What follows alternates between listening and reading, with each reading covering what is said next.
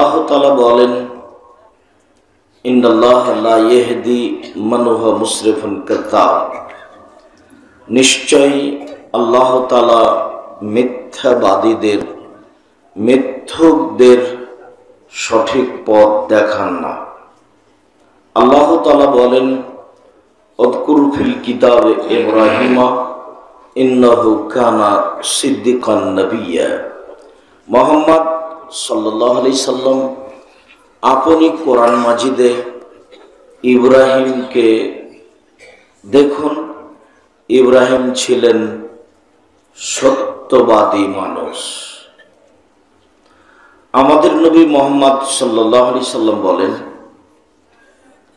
আখরিজনি মুখরাজা সিদকান, হে আমার প্রতিপালক, আমাকে যখন তুমি মক্কা থেকে বের করবে তখন সত্যবাদী করে বের করো। অদখিলনি মুদখালা সিদক, আর যখন তুমি আমাকে মদিনায় প্রবেশ করাবে তখন সত্যবাদী করে প্রবেশ করাও। মদিনার লোক যেন আমাকে বলে আমি সত্যবাদী মানুষ। মক্কা ছেড়ে চলে যাচ্ছি, মক্কার জনগণ যেন আমাকে বলে মুহাম্মদ সত্যবাদী মানুষ। আমি মানুষের কাছে মিথ্যুক হয়ে বেঁচে থাকতে রাজি নই।